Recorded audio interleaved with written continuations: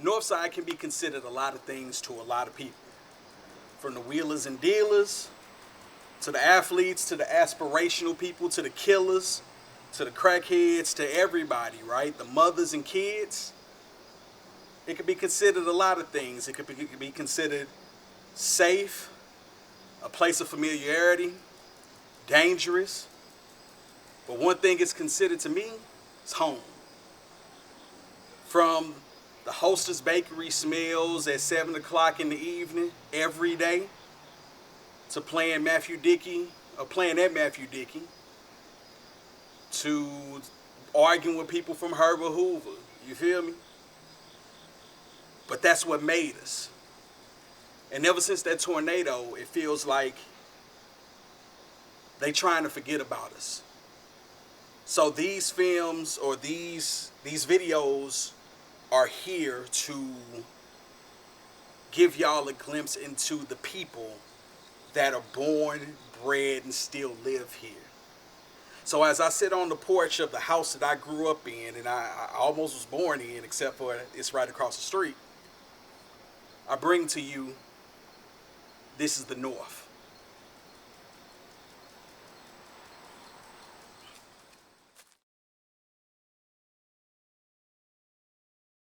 This is the North, and as y'all can see, we not normally do black and white, but we in color, and we here. I'm gonna let you introduce yourself, Mr. 14th Ward.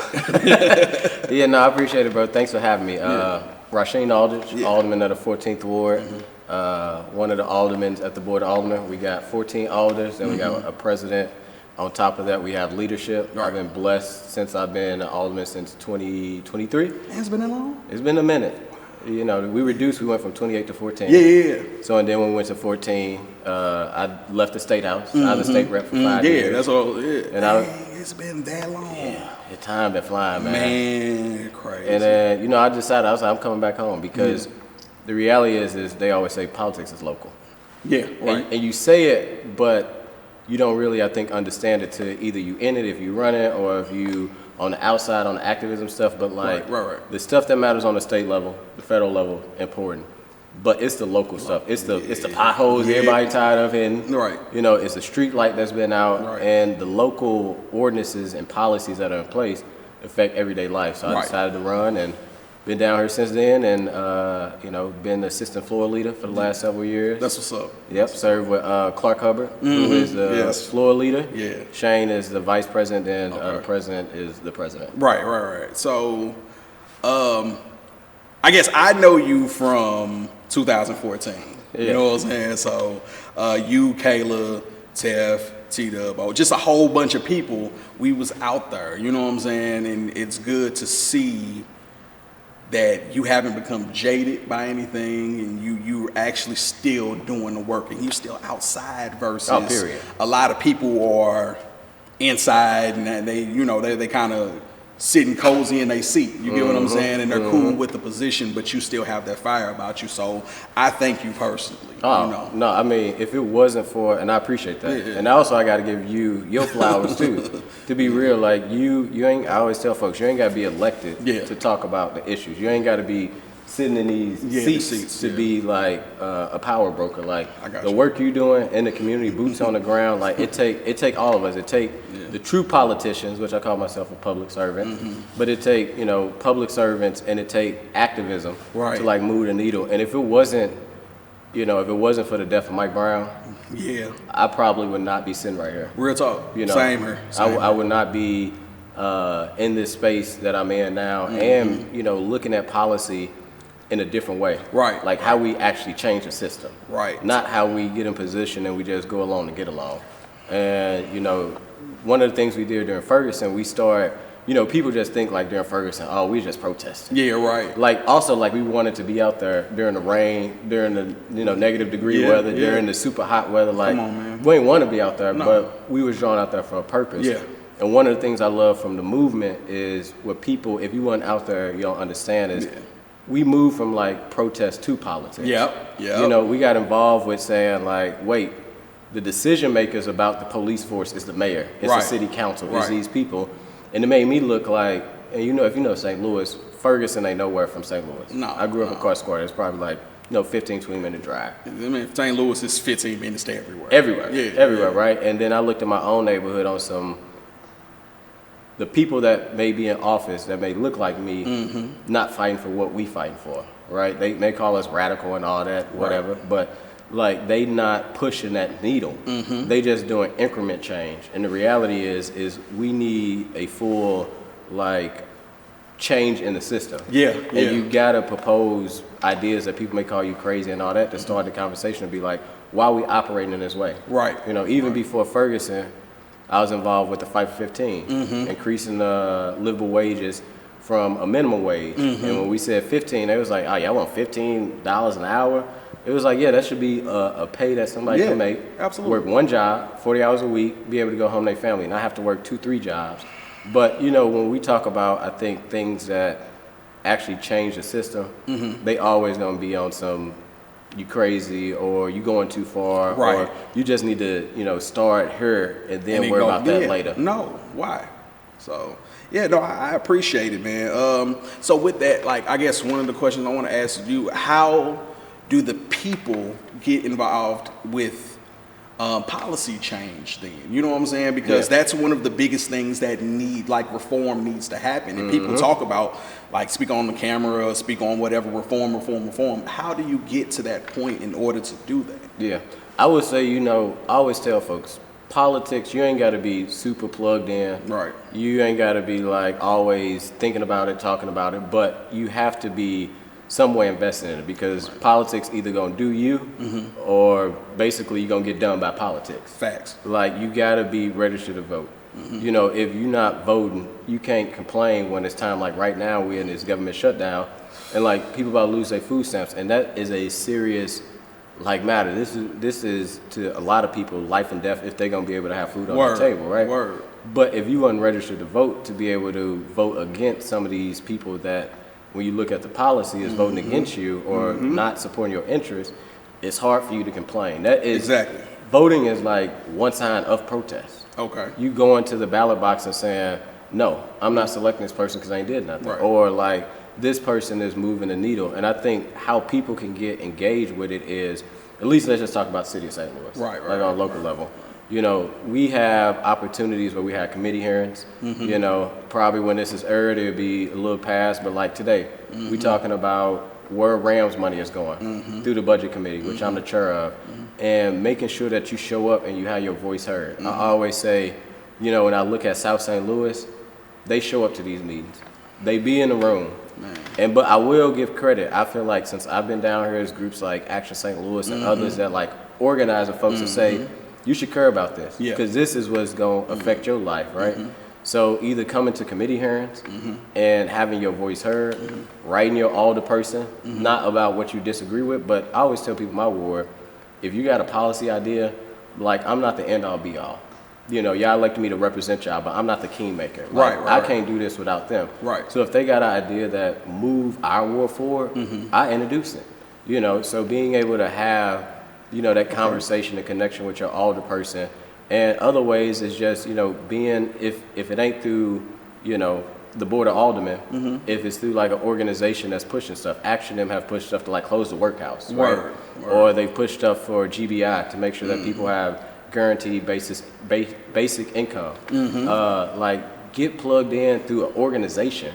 If you don't feel maybe comfortable with your alderperson because you feel like they not representing you, it's so many organizations, boots on the ground organizations that's doing the work that can really be part of your like interaction into politics or ways that they can be plugged in.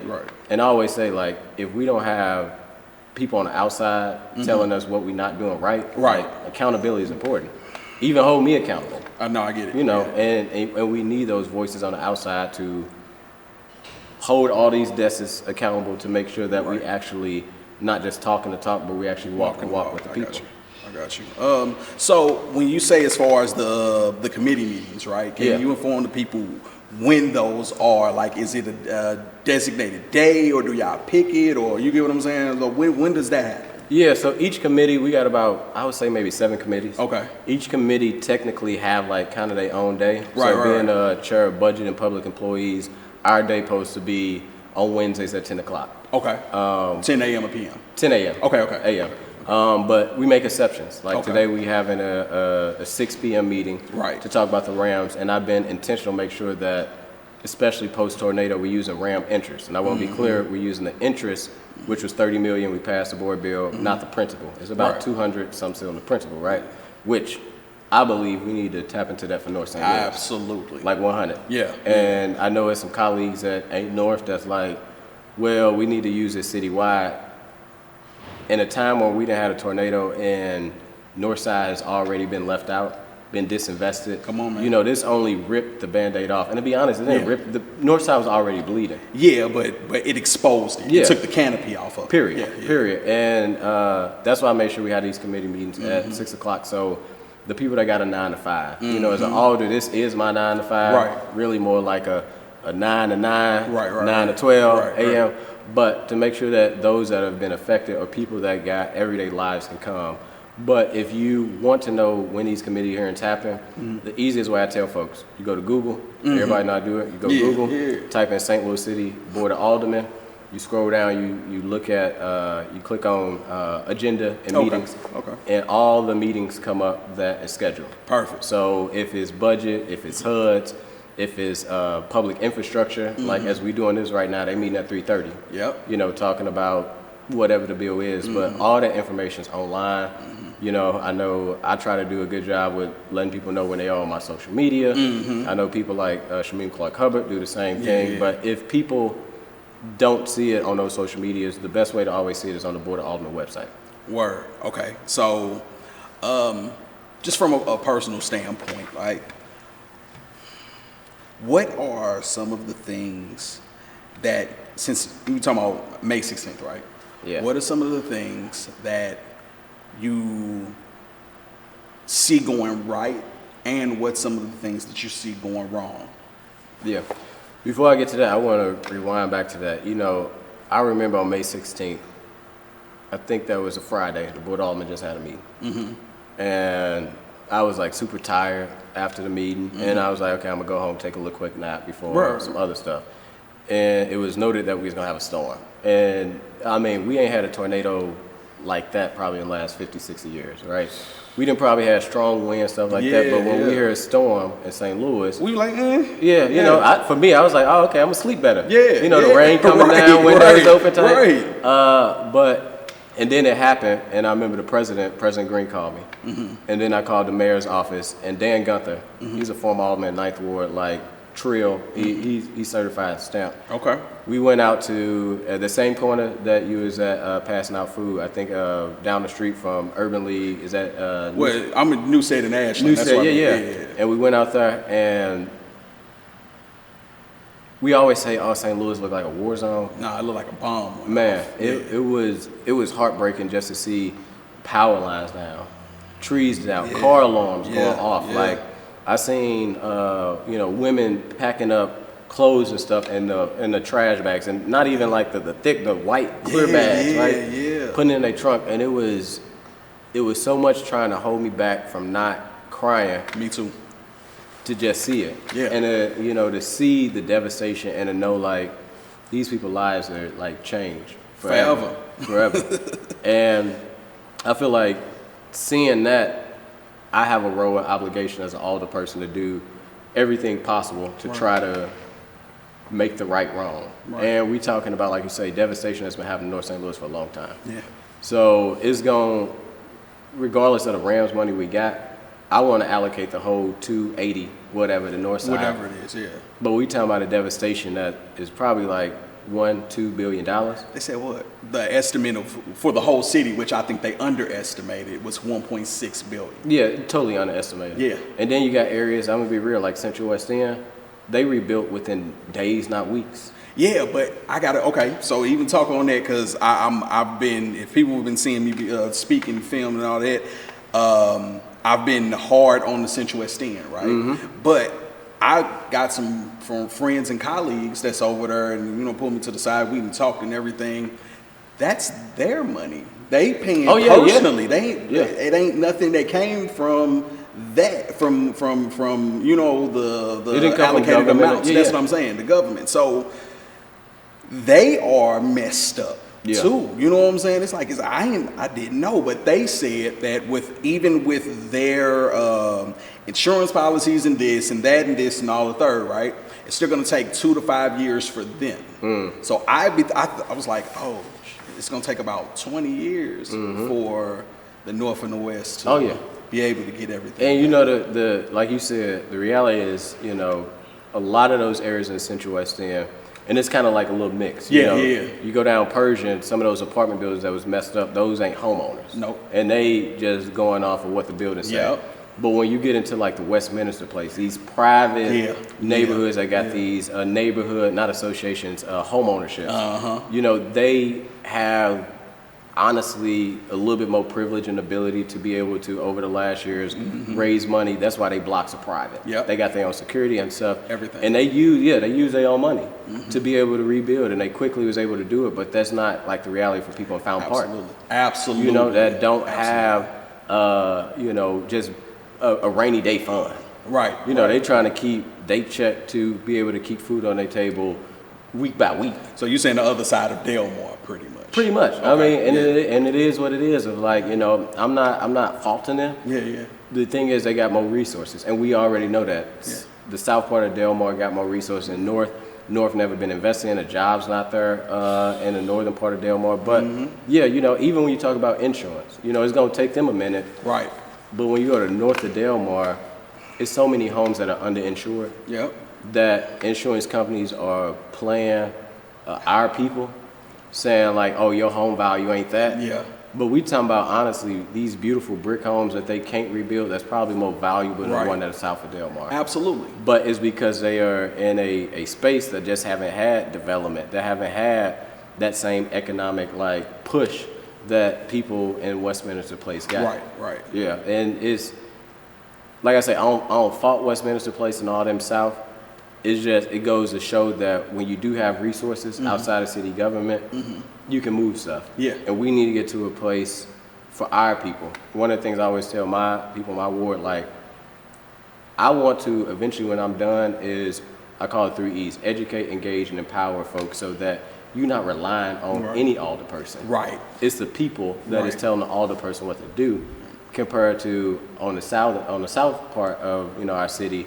They got the resources to make it with or without the alder. They're not waiting for the city to pay for debris removal. You know, they're already able to get trees removed off their line, and, you know, homes already getting demolished that ain't even city fund, where they gonna bounce back way before Northside bounce back. But I guess the problem that came with that is that when I went to like the Central West End and even the South Side, I seen the orange trucks, right? I seen them helping, even if it was Forest Park or whatever it was. I seen the orange trucks. On the other side of Delmar, all the north side and the west side and that, I didn't see not one orange truck, not one. So,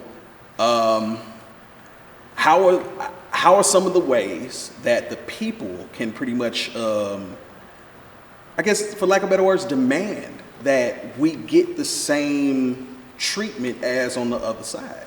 I think this is my activism side gonna come out, and maybe you know, people may be upset about it, but I'm gonna be 100. We gotta cause hell.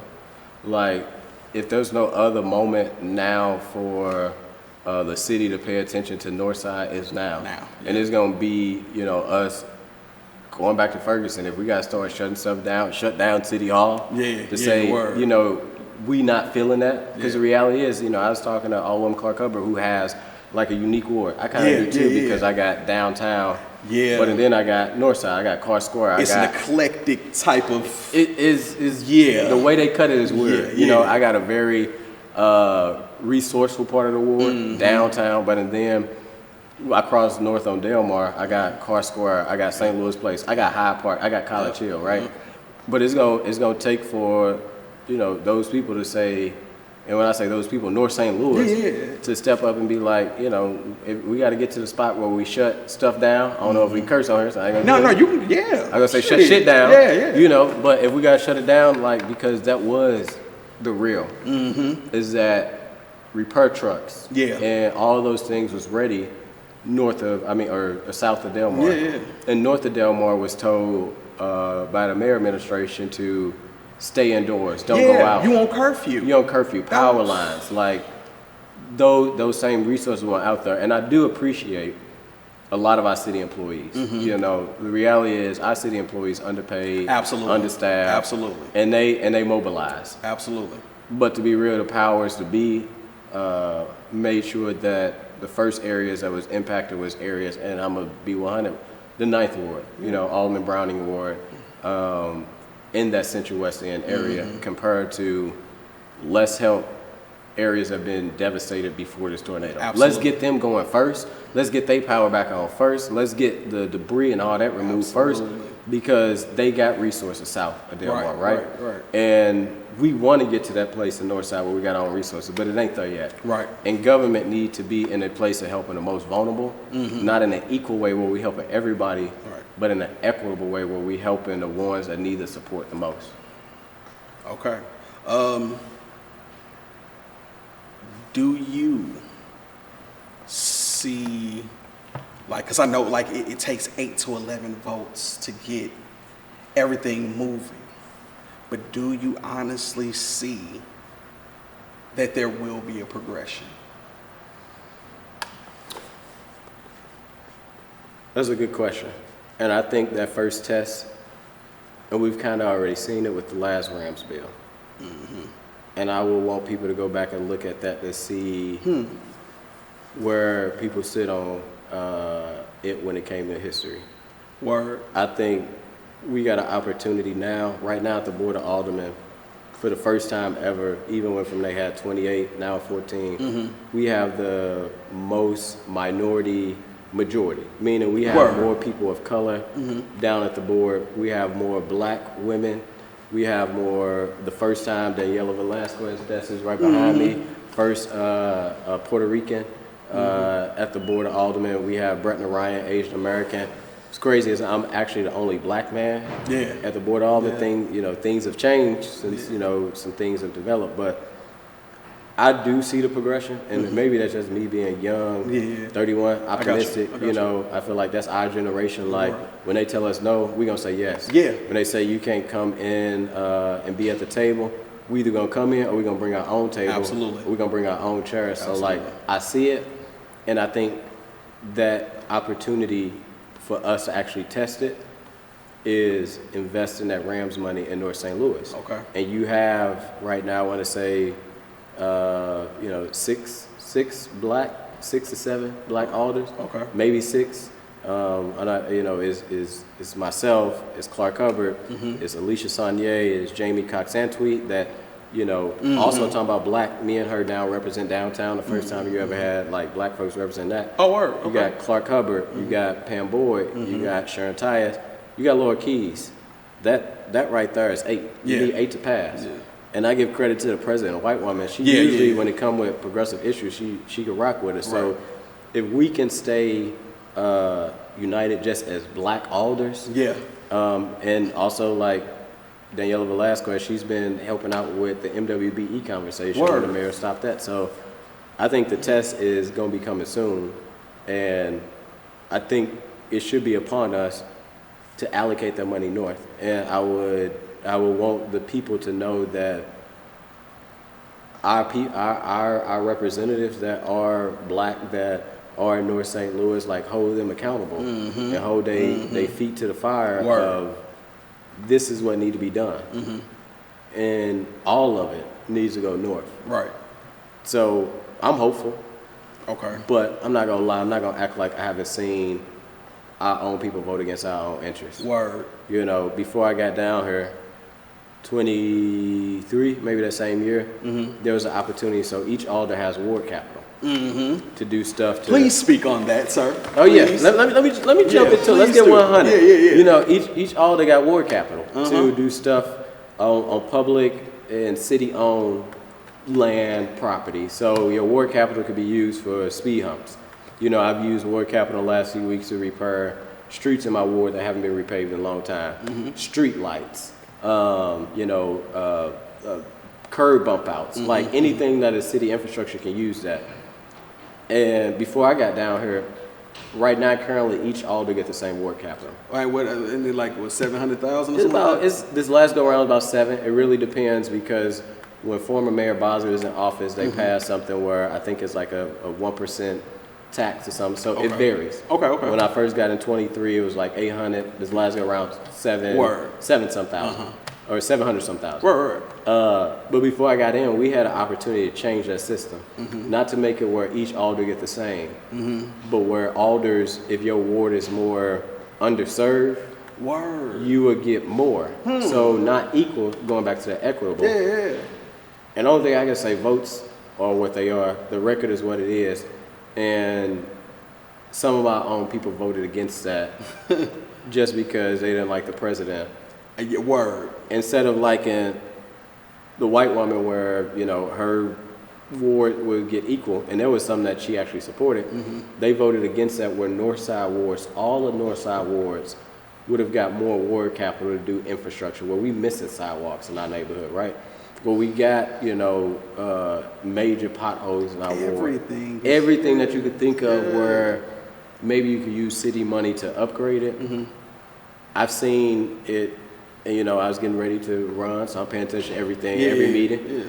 I've seen how we voted against our own interests. Word. So I wouldn't be, you know, I wouldn't be shocked if something came and, you know, we did that again.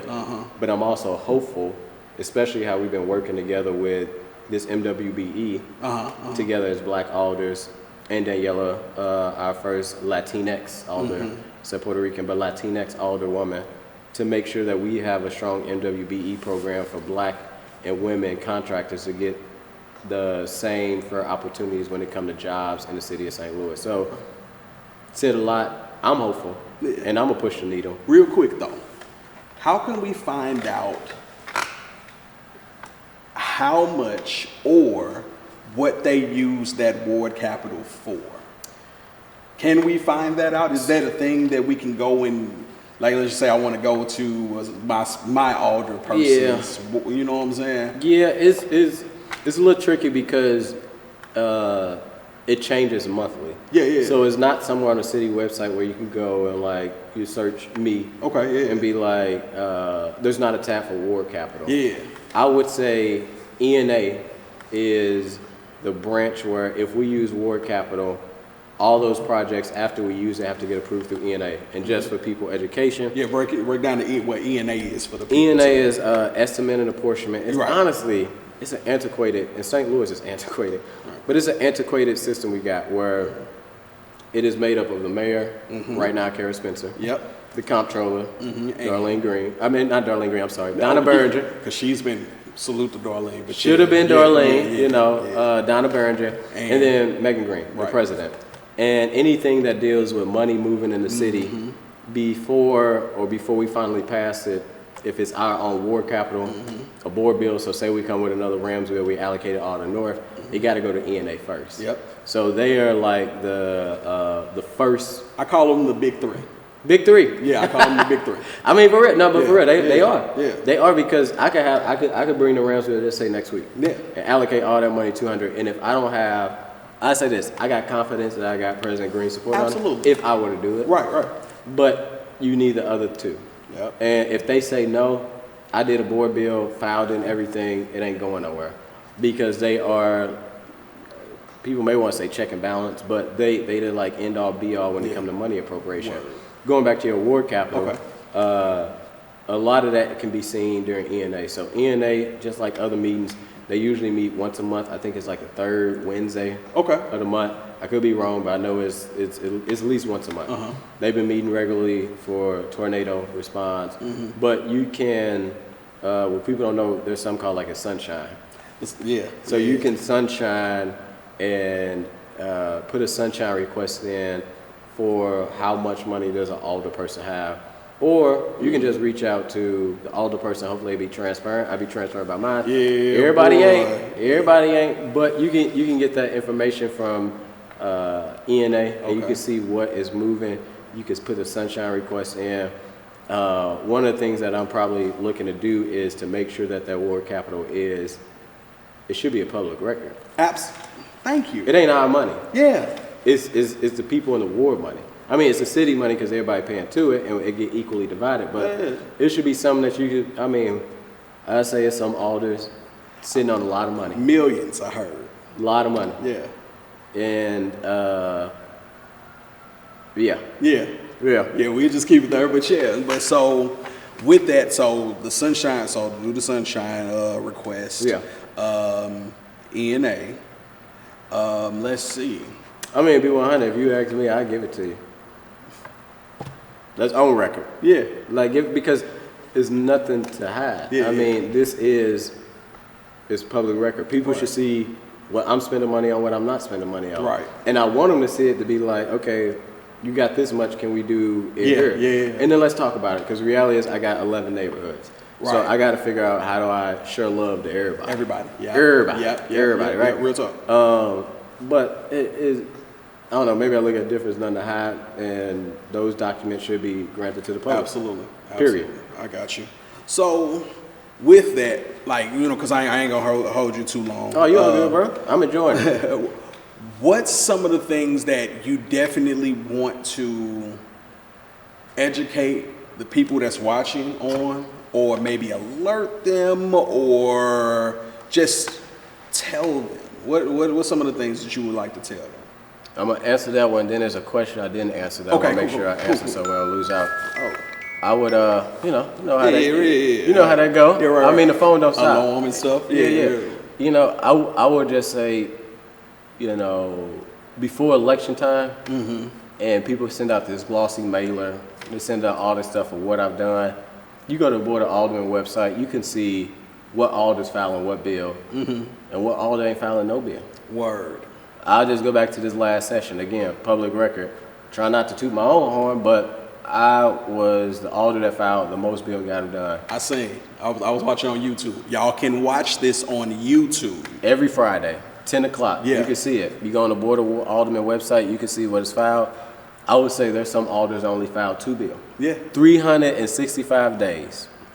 And one of those bills may have been a speed hump, and another was selling the land for $1. Like, out of all the things that is needed to improve at Northside, you follow, like, the Alderman role, I think, is kind of two-phased. It's the constituent service. Constituent service, you know, phone call, email, making sure you improve the neighborhood. The other part, we are the legislative body. We are the legislative branch. We are to pass bills and send it to the mayor. And when you look at who's doing the work, I would just, you know, recommend that people pay attention before election time. All this is public. You go on a bill and you can see where you click on their name, you scroll down, there's 2 boxes that's on it. One say bill, one say resolution. A resolution any and everybody can do. Word. I'll give you a resolution just saying I appreciate the work. That ain't, it's a appreciation thing. Right. The law is a law. That's where like the ordinance kick in. And when you scroll down and you click on the filter, and it will say sponsor and co-sponsor.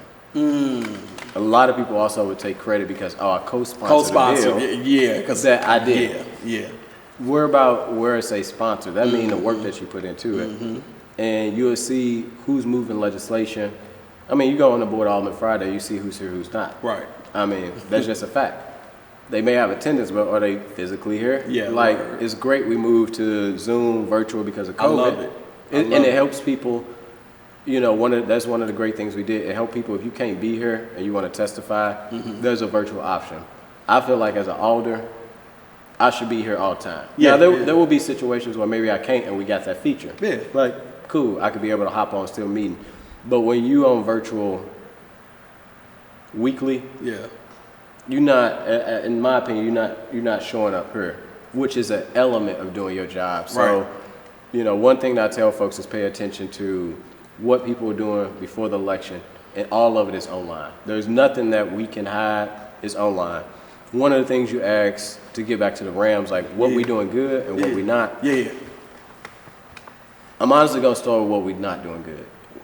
Word. Because I'm gonna be 100, we not, and let me talk about the process. The Board of Aldermen is a legislative branch. We pass the bills. Once we pass the bills, it goes to the mayor. The mayor is executive branch. She's in, right now, Kara Spencer, is in control of all departments. You know, building, forestry, every department is under her leisure. Right. As an alder, we don't control the departments, but we kind of like a middleman between our constituents and the department to move stuff. Okay. Right? Well, let's just go to like the 30 million. We passed the board bill. That was my board bill that we passed for the interest money, because once the tornado happened, I reached out to the president, I reached out to the mayor. I'm like, we need to put some money up forward. Like the state say they're gonna do some, we ain't no FEMA, but like this our city. Right. Like we need to put capital into it. I know it's controversial to touch the principal, but we got 30 in interest. That's just collecting money. As of right now, we collecting money in interest, about $1 million a month in interest. So I said, okay, we got 30 million, let's get that out the door. We passed the board bill. Now it's in the executive hand. It's in the mayor's hand, also a little bit of ENA, because any money they move, they got to go back to ENA. But then once it's moved, there's actually another little process. The comptroller has to sign everything. It's kind of so slow and antiquated, but the comptroller got to sign everything, which is going to be some hard questions tonight in budget that I have for the mayor and the comptroller office. But what I feel like, to fast forward, what I feel like we're not doing good is we're not getting money out the door quicker. Question with that. They have allocated, but why not dispersed? So much money has been allocated. So once we pass that 30, what happens is ENA say we want to put $3 million to just say unhoused services, because people lost their homes. Right. So then that money gets voted on. So once they get voted on, they agree we're gonna do the $3 million. The money's allocated, not spent. Right. That's what I mean. Not spent. It ain't out the door. It's not in people's hands. Right. Right. So and then once it get voted on ENA, the comptroller then has to go and sign the check. And then if it goes to a non-for-profit, let's just say United Way, right. You know, who's doing that now with the non-for-profits. With the 3 million or whatever that is, or 6, I think it's 6 now. It's about, I think it's like 3. It's about 3, 4, something like that. You know, because, you know, we as a city also don't have, I'll also say this to give us credit, we don't have the manpower to like go through all these RFPs and to get the money out like that. We give the money to somebody else to do it, because that really ain't like city government role, right? That's that bag. I got you. So we give it to somebody else, and depending on how they move, can go really slow. I would love to see a way that we figure out how we cut the red tape and put requirements, and I get it. Some of it's check and balance, because you don't want to give money to somebody or non-for-profit and they don't use it for that purpose, right? Absolutely. And then we get in trouble. So I get that check and balance that's built in, but I also think it's a lot of red tape that's built into the process that is not getting that money out the door to people that need it now. Right. Like, we allocated that 30 million back in, I want to say maybe the tornado happened in May, maybe June, July. You know, end of June, maybe beginning of July. And here we are in October, and out of that 30 million, it's still not, you know. We might as well say November. That's 2-3 days. Not for real. Yeah. You know, this Friday. It's Halloween. It's Halloween, the 31st, right? As we doing this. Yeah. And then that following week, November, here we are months out, and we still haven't spent that money. Right. We still ain't got the money from the state. That's why I'm like, part of me is like, yeah, we need to, you know, spend this 200 for Northside. Right. But the way that we moving so slow on it, a little bit of the fear is like, we got to make sure that we kind of fix what we learned with this 30 million also. I don't want to give nobody false hopes that now the board appropriated 250, let's just say that, and powers that be outside of me as an alder is not getting that money out the door. So that's why I don't think we're doing good.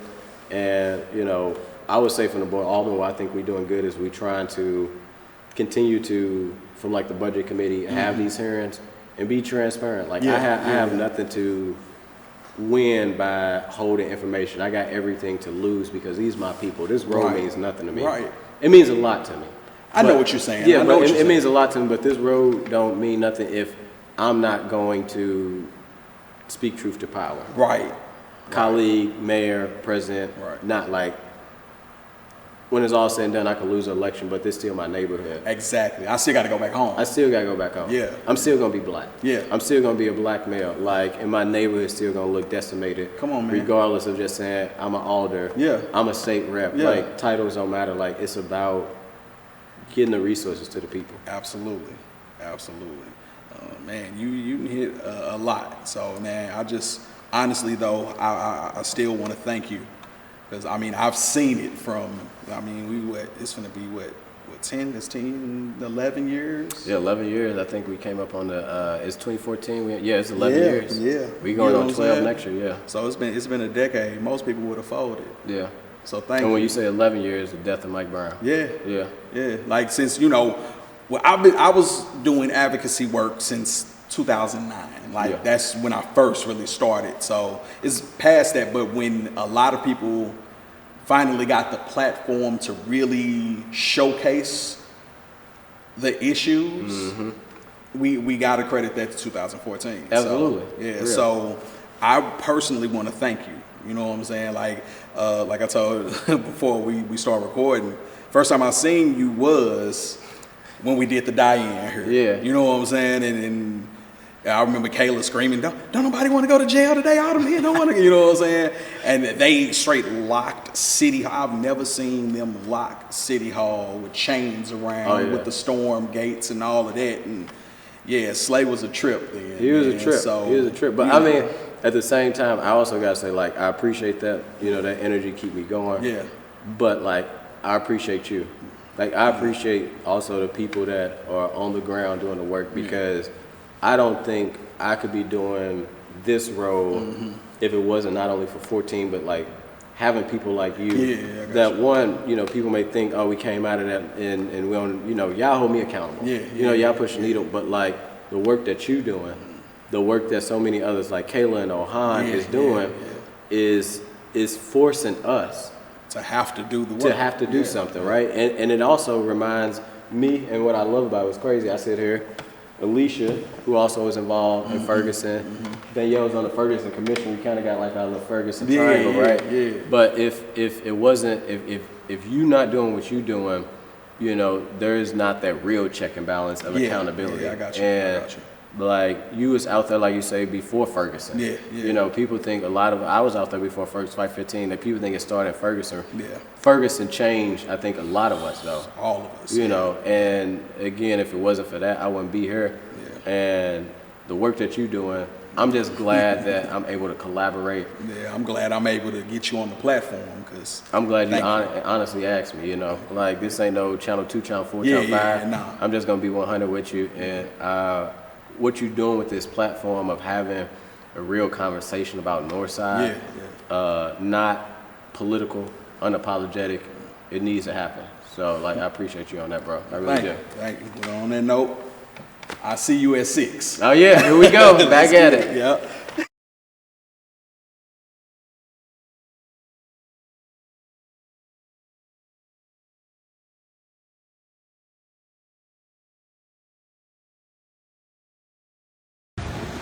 What's the word, y'all? I ain't went live in a couple days, just letting you know we still out here.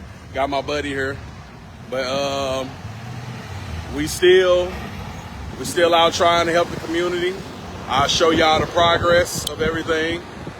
We're still trying to help and give food to everyone, and I'm literally praying for the people that got hurt and didn't. Yeah, there you go. And so they will live a longer life. Yeah, what she said.